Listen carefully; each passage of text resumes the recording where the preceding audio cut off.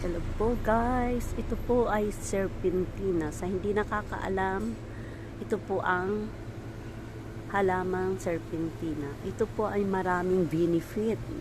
Gamot po to sa lahat. Sa diabetic, the best po to sa diabetic. Ito po yung iniinom ko pag ako nahihilo. Gamot po sa hilo, gamot sa sakit ng tiyan, gamot sa masama ang pakiramdam sa trangkaso, sa masama ang pakiramdam. Ito po ang inumin nyo at kayo'y hilong-hilo.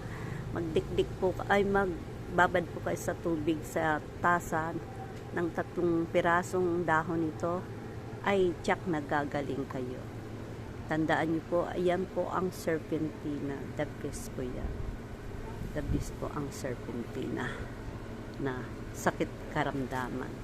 Ito po ang iniinom ko dahil ako diabetic. Hindi na po ako umiinom ng gamot kundi ito lang.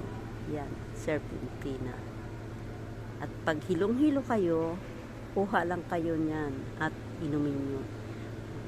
Magtanim po kayo niyan para sa inyong kalusugan at sa nagsusuka at hilong-hilo. Ito'y gamot. Sakit ng tiyan, sa mga may menstruation, gamot po ito sa ating organ. Thank you po for watching. God bless all.